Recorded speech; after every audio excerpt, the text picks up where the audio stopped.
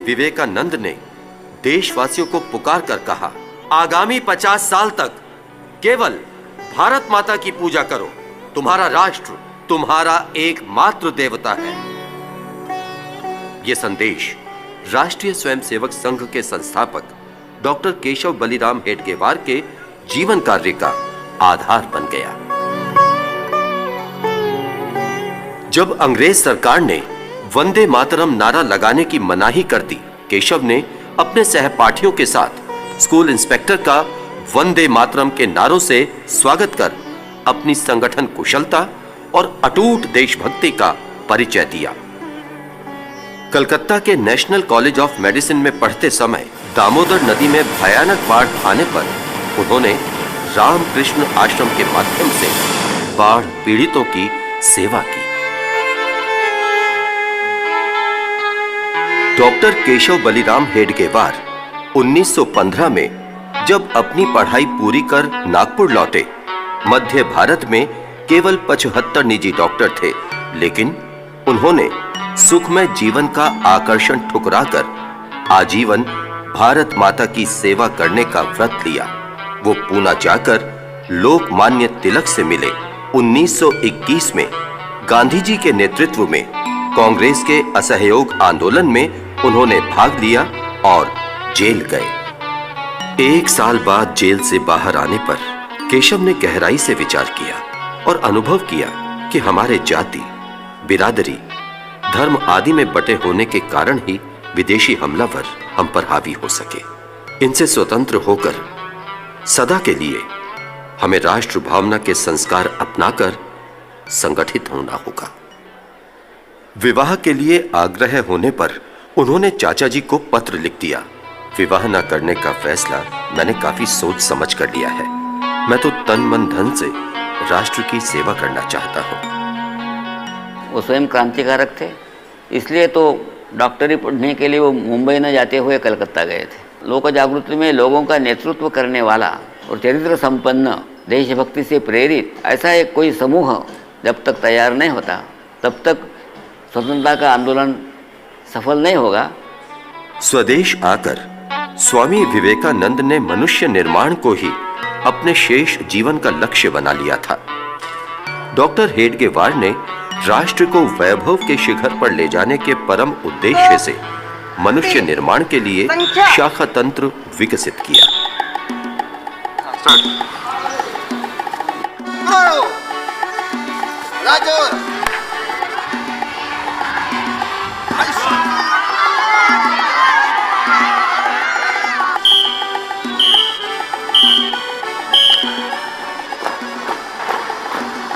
शिवाजी का नाम किस किसने सुना आपने यहाँ से? हम विजय की ओर बढ़ते जा रहे, हम विजय की ओर बढ़ते जा रहे। राष्ट्र निर्माण हेतु व्यक्ति निर्माण, उसको हम मानव निर्माण कहते हैं। और इस प्रकार विशेष करके आज के वातावरण में जब पुरानी शिक्षा पद्धति जो अंग्रेजों ने लागू की, जिसके कारण भारत में अराष्ट्रीयकरण हुआ, स्वार्थी जन का उदय हुआ, उस स्थान पर एक वैकल्पिक राष्ट्रीय राष्ट्रनिष्ठ एक शैक्षिक व्यवस्था चाहिए। उस व्यवस्था का नाम है संघ में बौद्धिक विभाग। इसके द्वारा राष्ट्र निर्माण के लिए योग्य व्यक्ति हम बना सकते हैं, उसको हम कहते हैं व्यक्ति निर्माण। शाखा के अंत में मातृभूमि को नमन और मातृभूमि के लिए जीवन उत्सर्ग करने का संकल्प लेने के बाद परमेश्वर के जिस काम को करने के लिए हमने कमर कसी है, उसे पूरा करने के लिए अजेय शक्ति, विशुद्धशील ज्ञान, वीर व्रत और अक्षय ध्येय निष्ठा, ये 5 गुण हम भगवान से मांगते हैं। और फिर उनके आशीर्वाद से हमारी विजयशालिनी संगठित कार्यशक्ति अपने इस राष्ट्र को परम वैभव की स्थिति में ले जाने में अतीव समर्थ हो, ऐसी कामना करते हैं। महाराष्ट्र के बाहर संघ की पहली शाखा बनारस हिंदू विश्वविद्यालय में भैया जी दाणी द्वारा शुरू की गई। 24 वर्षीय प्राध्यापक माधवराव सदाशिवराव गोलवलकर ने 1930 से इस शाखा में आना शुरू किया। बनारस से नागपुर लौटने के बाद 1936 में बिना किसी को बताए माधव सारगाछी आश्रम चले गए और वहां उन्होंने स्वामी रामकृष्ण परमहंस के शिष्य और स्वामी विवेकानंद के गुरु भाई स्वामी अखंडानंद की अनन्य निस्वार्थ सेवा कर उनसे दीक्षा ली।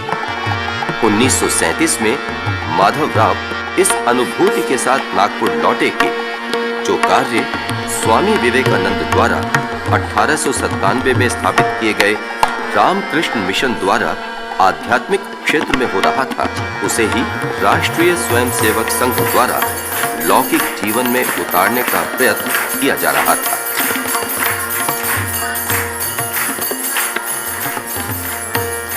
वर्धा की एक महिला लक्ष्मीबाई केलकर एक एकत्रीकरण के बाद डॉक्टर जी से मिली।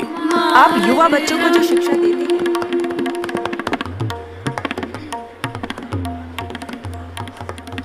वंदे मातरम।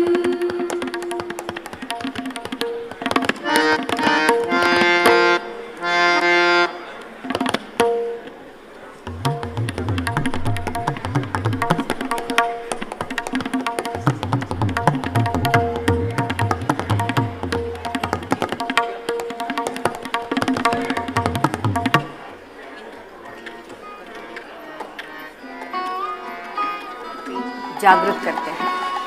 शारीरिक शिक्षण में दंड योगासन इसके माध्यम से उनका स्वसंरक्षण क्षमता बढ़ाता है और बौद्धिक प्रशिक्षण के माध्यम से अच्छे गुणों का निर्माण तथा देशभक्ति का निर्माण होता है। डॉक्टर जी ने कहा था, ये देश धर्मशाला तो नहीं है कि कोई भी आए और बिस्तर बिछाकर आसन जमा ले। जिनका इतिहास, परंपरा, धर्म, संस्कृति, विचारधारा तथा हित संबंध एक होते हैं, वे ही राष्ट्र कहलाते हैं। डॉक्टर जी द्वारा 1936 में दिल्ली भेजे गए 25 साल के वसंत राव ओक हिंदू महासभा भवन में रुके। पड़ोस में आसपास के युवक इकट्ठा होकर खेला करते थे। वसंत उनमें शामिल हो गए। जल्दी ही वहां संघ की शाखा लगने लगी।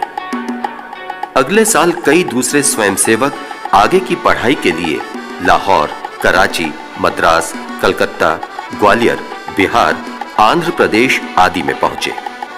राष्ट्र कार्य के लिए सुखमय जीवन का मोह त्याग कर नई नई जगहों पर पहुंचने वाले ये अच्छे पढ़े लिखे स्वयंसेवक प्रचारक कहलाए, जिनका काम था नई शाखाएं खोलना, पहले से चलती शाखाओं को मजबूत करना, नए लोगों को शाखा पर लाना और उनमें राष्ट्रभक्ति की भावना भरना।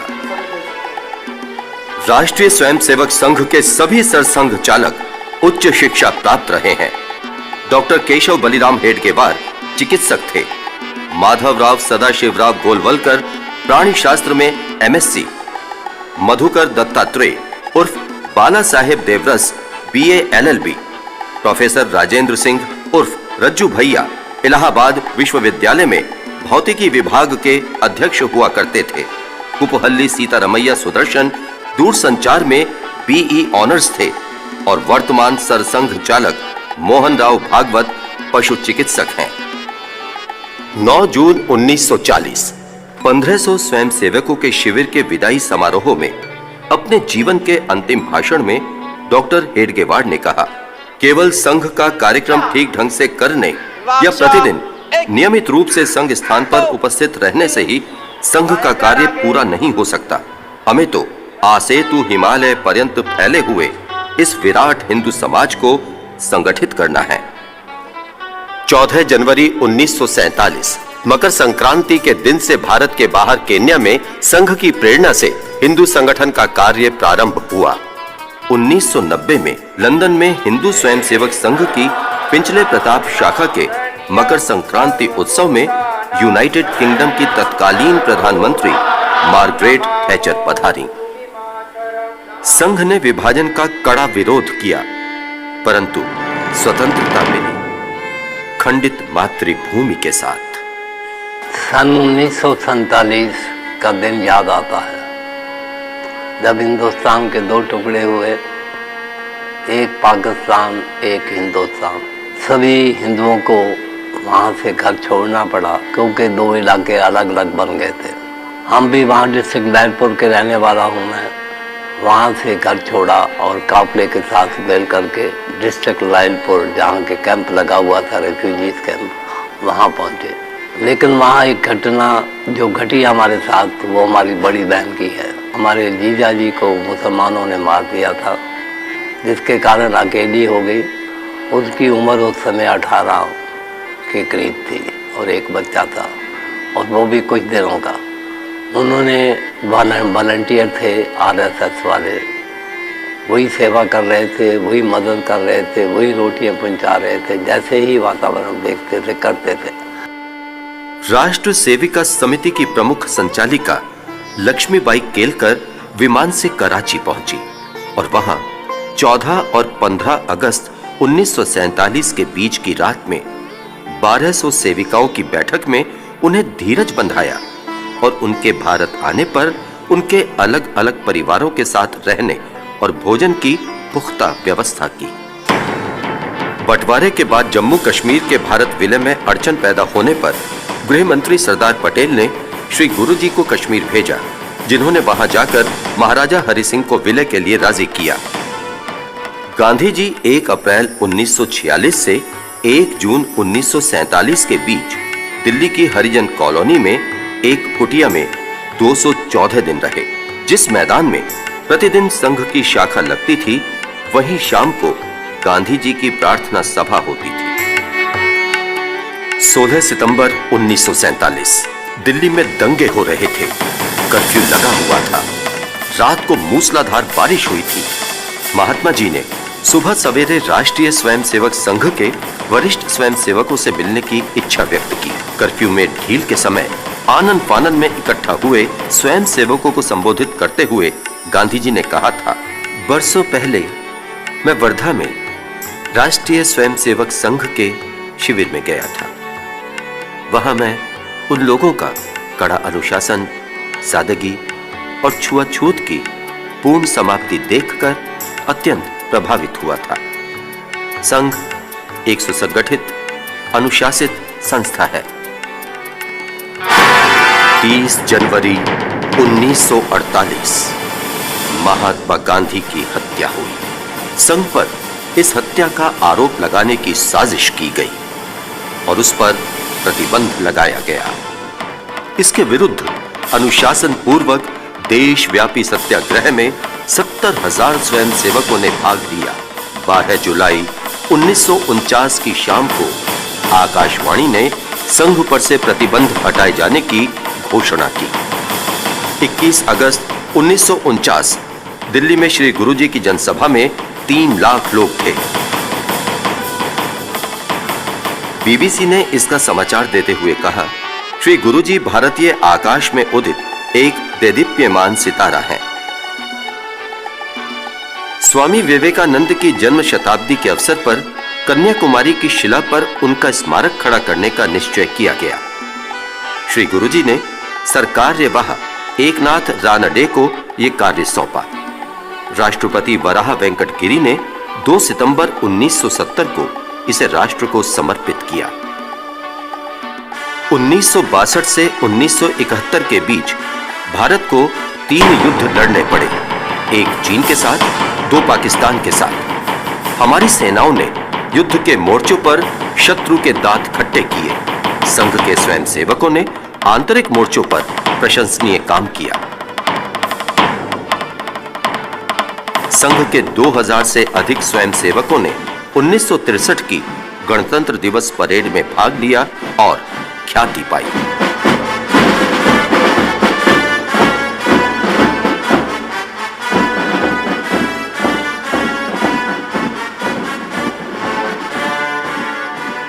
(1965) के भारत पाक युद्ध के समय प्रधानमंत्री लाल बहादुर शास्त्री द्वारा बुलाई गई एक आपात बैठक में एक नेता द्वारा आपकी सेना ऐसे शब्द कहने पर श्री गुरुजी ने उन्हें स्पष्ट शब्दों में खड़काया, सेना किसी अन्य देश की नहीं है, भारत की है, अपनी सेना कहें। 1964 श्री गुरुजी के प्रयासों से बंबई के संदीपनी आश्रम की एक बैठक में विश्व हिंदू परिषद का गठन हुआ। उडुपी में विश्व हिंदू परिषद के सम्मेलन में जनरल करियप्पा की गौरवमयी उपस्थिति में धर्माचार्यों ने एक मत से घोषणा की कि हमारे शास्त्रों के अनुसार छुआछूत अथवा किसी प्रकार की ऊंच नीच का कोई औचित्य नहीं है। सामाजिक समरसता का मतलब होता है समाज के अंदर जो जाति भेद अस्पृश्यता है इसके ऊपर उठकर सभी ने एक दूसरे के साथ बंधु भाव से समानता का व्यवहार करना। वैसे देखा जाए तो राष्ट्रीय स्वयंसेवक संघ के काम में संघ के प्रारंभ से ही समरसता का भाव है। समरसता का काम जो है वो दो स्तर पर करना पड़ता है। एक तो सवर्ण बांधवों को ये समझाना पड़ता है कि ये सारे हमारे बंधु है, इनके साथ इस प्रकार का दुर्व्यवहार नहीं करना चाहिए।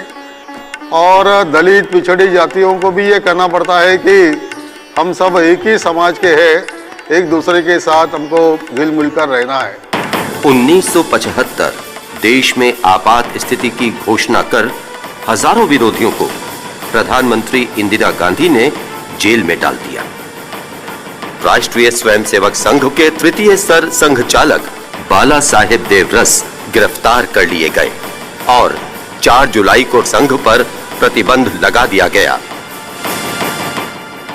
4 दिसंबर 1976 के लंदन के प्रसिद्ध साप्ताहिक द इकोनॉमिस्ट में तानाशाही के विरुद्ध इस आंदोलन को दुनिया का अकेला गैर वाम क्रांतिकारी बल बताया गया। ये आंदोलन संघ के दसियों हजार कार्यकर्ताओं द्वारा चलाया जा रहा है।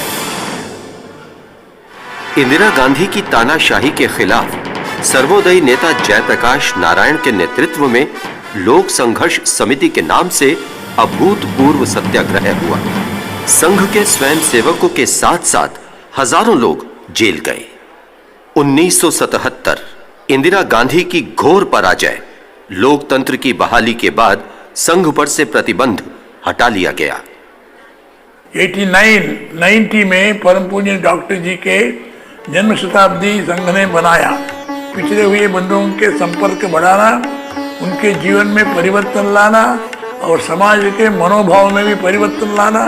और उस समय से संघ में सेवा भारती नाम से काम चल रहा है। देश में कहीं भी कभी भी कोई भी आपदा आने पर राष्ट्रीय स्वयंसेवक संघ के स्वयंसेवक सबसे पहले पहुंचते रहे हैं और जाति, धर्म, संप्रदाय आदि किसी भी प्रकार का भेद किए बिना सबकी सेवा उनका मूल धर्म रहा है।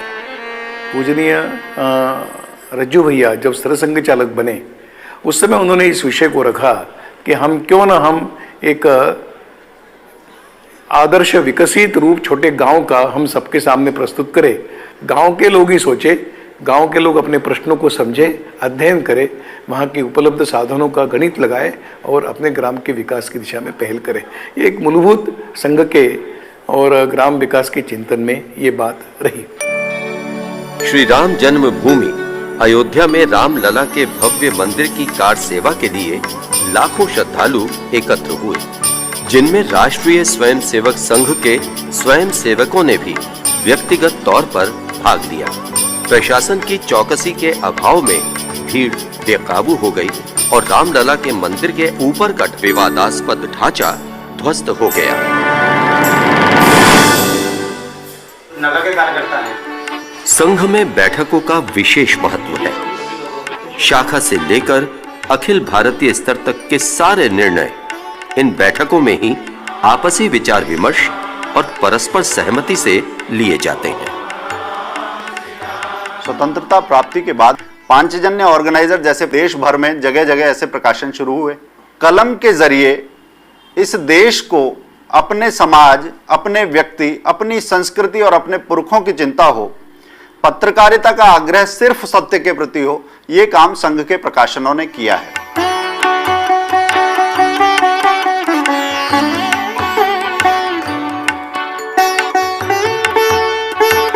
स्वामी विवेकानंद के विचारों से अनुप्राणित होकर उसको साकार करने का तरीका है राष्ट्रीय स्वयंसेवक संघ। स्वामी जी ने यही कहा है। तो सारा समाज एक ऐसा वातावरण बनाएगा जिस वातावरण में सब दुरितों का कलमश बह जाएगा और विश्व गुरु पद पर आसीन होने की योग्यता रखने वाला परम वैभव संपन्न, समता युक्त, शोषण मुक्त, बल संपन्न भारत निर्माण होगा। अवश्यंभावी है, कोई रोक नहीं सकता इस ताकत को। और इसलिए अपने सामने कर्तव्य है। उस कर्तव्य का निर्देश हमको स्वामी विवेकानंद जी ने दिया है। उन्होंने कहा था, उत्तिष्ठत जागृत प्राप्य वरान निबोधत। उठो, जागो, और जब तक लक्ष्य प्राप्ति होती नहीं तब तक रुको मत। यानी लक्ष्य प्राप्ति का संकल्प मन में लेकर चलते रहो।